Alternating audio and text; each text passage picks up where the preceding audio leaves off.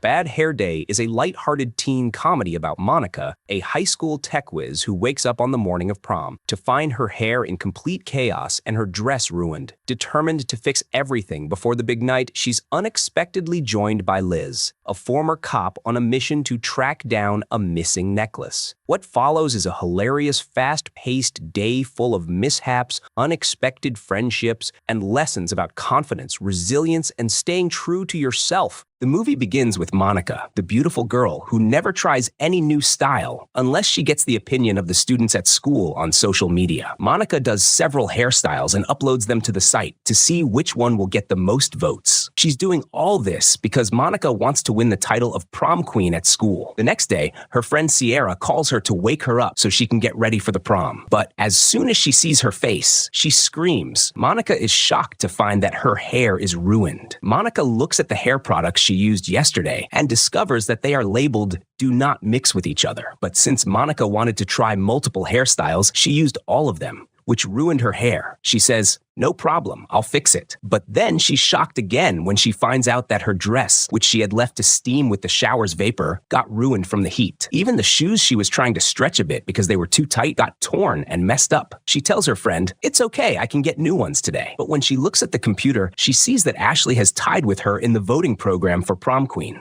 While she's talking with Sierra, she gets a call from the DMV office, and the lady tells her, "Your driving test appointment is the same date, but next year." Monica says, "Impossible. That won't work because next year I'll be in college and I'll need a car to get around. Isn't there any sooner appointment?" The lady tells her, "There's one today at 2 p.m. Monica says, "Great, I'll come at that time." Monica hangs up with her friend and calls Jack, her boyfriend. She tells him, "I need you to come pick me up in your car so we can go around to the salon and the dress shop to fix what's been ruined." But Jack tells her, "Sorry, babe, I have volunteer work at the orphanage, and you know they rely on me. Besides, I know you can easily handle this problem. I'll see you tonight at the party." Monica goes downstairs to her loving dad, and as soon as he sees her, he says, "Wow, what an awesome hairstyle." Monica told him, "Awesome? Not at all. My hair and my dress are ruined. Literally, Dad, my whole day is ruined." So her dad said, "Sweetheart, I'll take a day off work today and help you with all of this." But Monica said, "You work in the hospital emergency department. You can't just skip work like that." Monica goes up to her room, sad and hopeless, but she puts on a necklace and talks to her friend to show it to her. She tells her, "I found it at a pawn shop for just $13, and it's the only thing in my outfit that hasn't been ruined." While they're talking, the doorbell rings, so Monica goes down to see who's at the door. She's surprised to see a woman named Liz, who says, "I'm an FBI officer, and I want to ask you a few questions. Then I'll leave you to fix your hair problem." Monica, the smart girl, closes the door and goes online to search a bit as usual. Then she comes back out and asks, "And which FBI office do you work for?" Liz says, "I work at the office in the city. Anyway,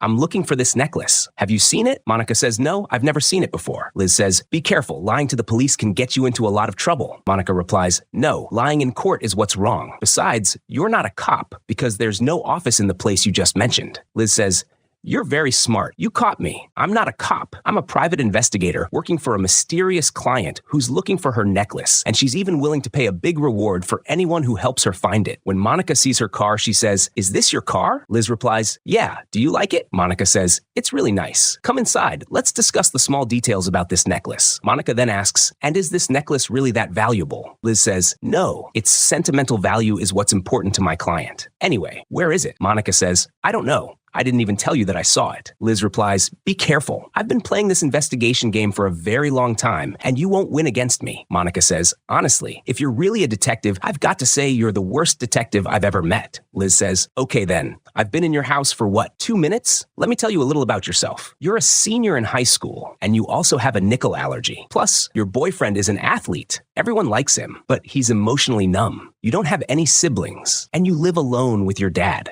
I can tell all of this from the ring on your hand. It's neither gold nor silver. From these photos of your boyfriend showing he's an athlete, and from that middle school certificate on the wall from 3 years ago, which means you're graduating high school this year. Anyway, now hand me the necklace, and I'll make sure you get a nice reward." Monica said, "I don't have the necklace." Liz replied, "Yes, you do. You bought it from a pawn shop 2 weeks ago, and I found out from the shop owner." Monica said, "Fine, you win. Give me a minute. I'll be right back." Monica goes upstairs to get ready and puts the necklace in her makeup box, then comes back down to Liz. She says, "Actually, I know where the necklace is, and I don't want a reward. What I want from you is to drive me to a few places in your car." Liz says, "Deal, but put on a hat to cover that messed up hair of yours." On the other side, we see a man in a suit walking into the pawn shop, asking the owner about the necklace. From his facial expressions, it's clear his intentions are definitely not good. We cut back to Monica, who's now riding with Liz in the car as they start running Monica's errands. Monica says, "These radar jammers and surveillance devices in your car aren't legal. If the police catch you, you're done for. And what's this gun? Is it real?" Liz replies, "No, it's just a taser." When Monica tries to press the red button in the car, Liz stops her and says, "Haven't you ever watched movies? You never press the red button." Monica tries to use her data to check the prom voting results online, but Liz tells her the car is bulletproof, which blocks the signal. They stop at a red light, and Monica says, "Hide me from those guys. I don't want them to see me looking like this, especially in this ugly car." Liz says, "Oh yeah, you told me that," then rolls down the window and teases the guys so they can see Monica. She tells the guys, "Turn down your music or you'll be arrested for causing a disturbance." But the guys ignore her and throw their drink onto the ground. Here, Liz turns on the siren and chases after them to stop them. She tells them, "I have a camera in my car that recorded what you did, so if you don't go back and clean up your trash, I'll fine you."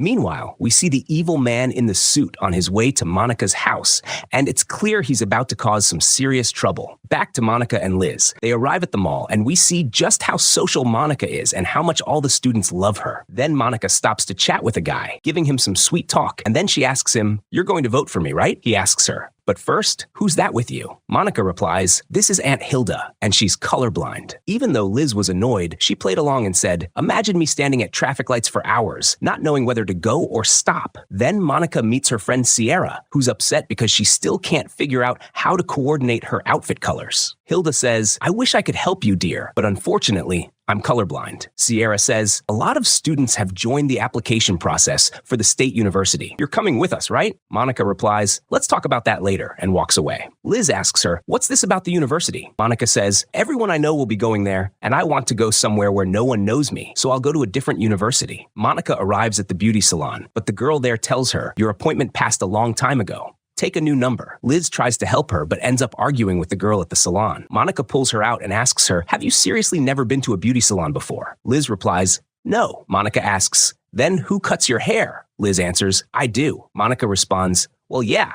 It shows." Meanwhile, we see the evil man in the suit breaking into Monica's house to search for the necklace. Back to Monica. She and Liz go to the shop where Monica bought her dress so she can return it. While there, Monica keeps taking photos of sunglasses to post online and see which ones the students think look best. Liz told her, "Best sunglasses? Girl, these are way too expensive." Monica said, "Okay, just try them on." And when Liz saw how good they looked on her, Monica said, "That's what you're paying all that money for." Then the store clerk came over, and Monica said, "This dress of yours is ruined, and I want to return it." But Liz couldn't stay quiet. She kept teasing Monica, saying, "What did you even do to this dress, girl?" Monica told the clerk, "I didn't do anything. It just melted on its own." But Liz kept pushing until Monica finally admitted, "I steamed it with the shower, and I don't know why it turned out like this."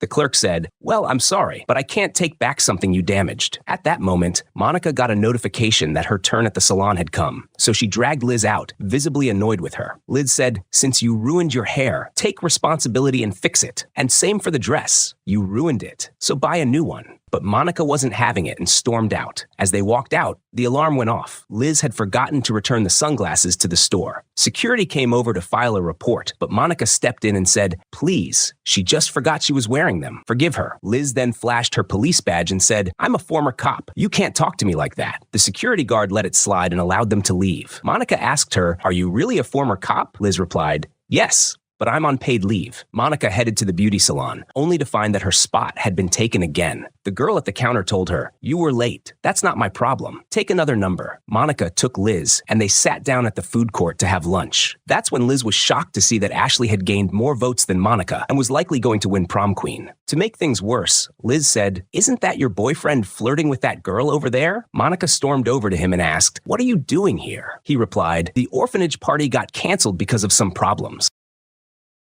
Monica, full of heartbreak, said to him, "How could you cheat on me with her?" Ashley stood up and said, "I know this is hard for you. I stole your boyfriend, and tonight I'll take the crown from you too." Monica broke down and ran to the bathroom to cry over her situation.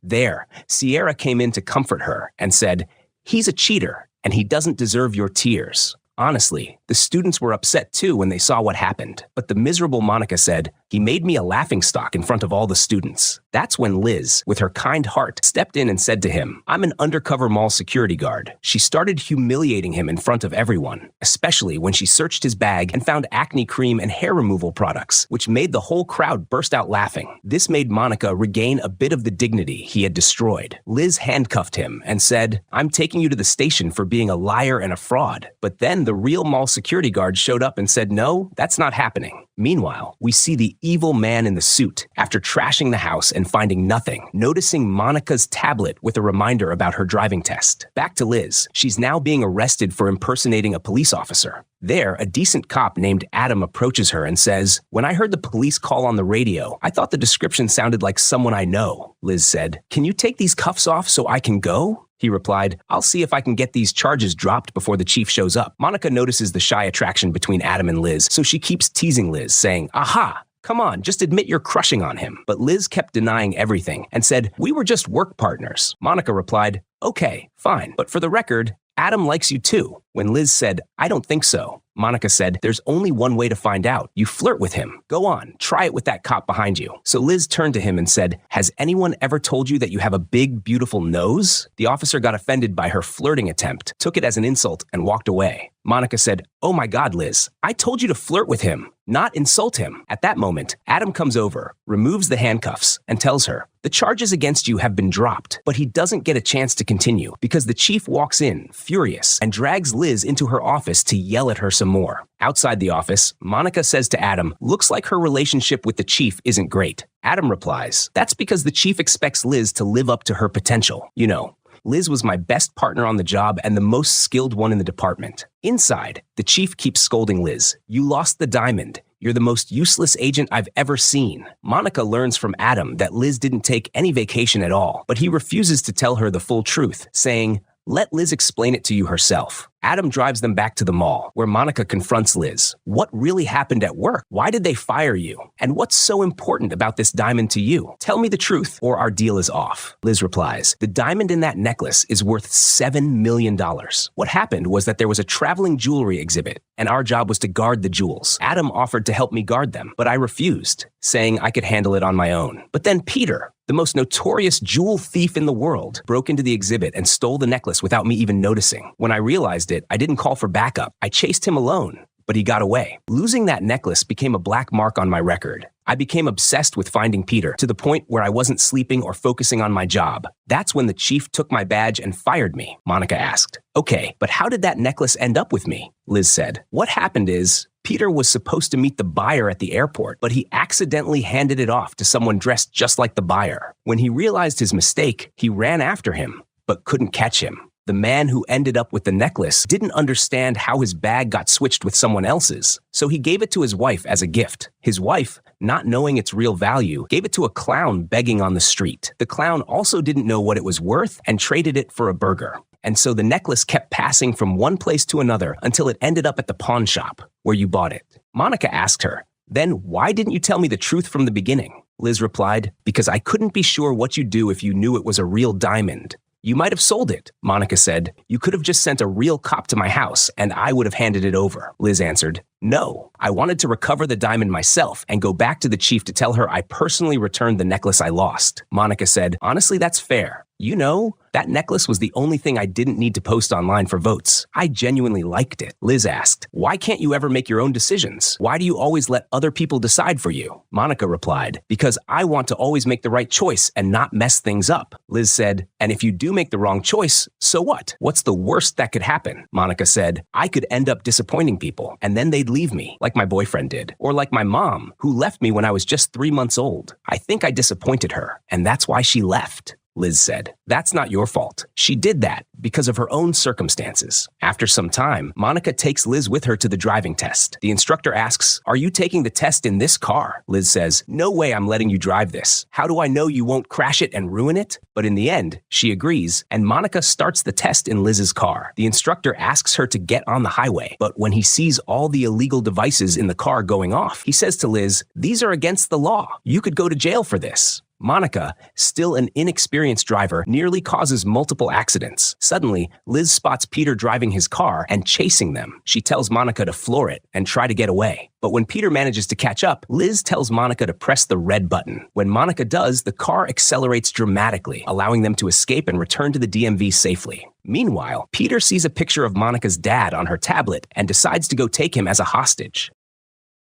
Back at the DMV, the instructor says to Monica, "You're the most dangerous driver I've ever seen. You'll have to retake the test in 9 months. And you, Liz, I reported you and your car. It's being impounded right now." Monica breaks down, feeling like her whole day is ruined, and blames Liz. "Because of this necklace, I still haven't been to the salon, and I failed my driving test too." Liz tells her, "None of that matters compared to the fact that Peter is after you right now, and your life is in danger." Monica snaps back, "Oh, and you're the one who's going to protect me, huh?" Liz says, "Listen, I need to get the necklace right now." Monica says, "Fine, take it. I've had it with me this whole time." But then she realizes her bag isn't with her. She says, "The necklace is in the bag that's in your car. Go get it," and walks away, sitting next to a clown. At that moment, Peter sends Monica a video showing her dad as a hostage, demanding the necklace in exchange for his release. Monica runs to Liz, shows her the video, and asks, "What are we going to do now?" Liz says, "We do what he wants. We give him the diamond and get your dad back." They go to the impound office, and the clerk tells Liz, "Fill out this form and wait your turn." Liz says, "No, I need the car immediately." But the clerk insists, "Fill out the form and wait your turn. I'm not bumping anyone for you." Liz and Monica sit in the waiting area. Monica says, "I can hack into the DMV database and get your car released, but I need the password." Liz replies, "The password is probably Bobby. Most people use their pets' names, and that guy has a dog named Bobby." Liz then distracts the clerk so Monica can get to the computer and change the car's records. To keep him occupied, Liz starts flirting with him, which works. He gets flustered and starts giving her smooth compliments. Meanwhile, Monica successfully updates the system to authorize the car's release. The clerk, clearly smitten with Liz, says, "Wait, let me look up your car for you." After searching, he says, "Looks like your car is already cleared for release," not knowing that Monica was the one who authorized it. Monica and Liz take the car and drive off, thrilled that they're finally going to save Monica's dad from Peter. But when Monica searches for the necklace, she can't find it, then suddenly remembers she accidentally swapped bags with Sierra. Monica takes Liz to the park where Sierra is having her graduation photo shoot. But since cars aren't allowed inside, they rent a bike to get there. Monica, still a terrible driver, crashes the bike into a tree with Liz. At that moment, her boyfriend sees her and says, "I want to get back together with you. Ashley turned out to be too much to handle, and I'm sick of her." Ashley, overhearing this, says, "You want to leave me for her?" He replies, "What's wrong with her?" Ashley says, "Can't you see how she looks? And that old lady with her too?" Liz gets offended at being called old and walks toward them, intimidating them until they back away so much they fall into the lake, ruining their clothes. Monica and Liz then rush to Sierra, grab the necklace from her, and head to the place where Peter is waiting. On the way, Monica says, "You know, we could call the police to help us." But Liz replies, "No, I want to deliver it myself and hand it over to the chief personally." Monica asks, "If you and the chief don't get along, why don't you transfer to another precinct?" Liz says, "I wish I could, but it's not that simple. She's my mom. My whole family's in law enforcement, and I'm the last cop among them." Monica says, "I love my dad, but he always sees me as perfect." Liz replies, "Wrong with that." Monica says, "If someone keeps telling you you're perfect, when do you ever find out you're not? I think at that moment, you need a mom to tell you the truth. That's why I always ask people for their opinions about my outfits." Liz, ever the thoughtful one, says, "If I were your mom, I'd tell you that what you've done today shows just how incredible and strong you are. And the people who deserve to be in your life will always stay by your side, like my mom, the chief, and Adam. They've always stood by me, even in my darkest times." They finish talking and walk into the place where Peter is holding Monica's dad, but they fail to surprise him because he's been waiting for them all along. Peter takes the necklace from them, and when Monica asks, "Where's my dad?" he says, "You'll find out where he is after I get out of here." But Monica just laughs and says, "Wow, you really are old school. You don't even know I can track his location through his GPS." It turns out her dad is in the same building, and she rushes to free him from captivity. Liz pulls out her taser and threatens Peter. He scoffs. "You think you can scare me with that? I'm getting out of here through the rooftop.